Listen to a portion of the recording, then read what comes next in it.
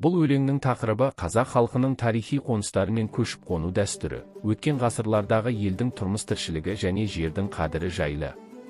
Оның негізгі идеясы қазақтың көшпелі өмірі, ата-баба қоныстарының тарихы, оларды қорғау және қоныс үшін күрес.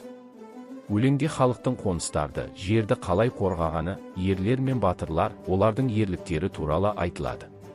Қоныс іздеу, көшіп қону, мал шаруашылығы мен елдің дәулеті туралы терең ойлар жасалады. Өлеңнің маңызды бөліктерінде қазақтың байтақ даласының және оған қатысты тарихи оқиғалардың бейнеленуі, көшпенді халықтың өзінің дәстүрі мен мәдениетін сақтауға деген ұмтылысы көрініс табады. Асан Қайғы, Қазтуған, Мамай сынды тарихи тұлғалардың есімдері аталса да, автор жалпы халықтың ауыр жағдайын, қиын кезеңдерін сипаттайды. Өлеңнің тағы бір басты идеясы жердің қадірі мен маңызы.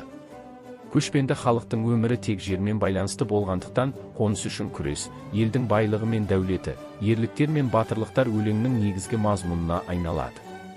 Жердің ұлылығы, оны қорғау және қоныс іздеу қазақтың тұрмыс тіршілігінде ерекше орын алған. Сонымен қатар өлеңде халықтың бірлігі, ерлік дәстүрлері мен елдің мәдени мұраларын сақтау идеялары да маңызды рөл атқарады. Шығарма қазақ халқының көшпенді өмірінің қырларын, қазақтың тарихын, қоныс саясатты түсіндіру үшін қуатты поэзиялық құрал ретінде жазылған.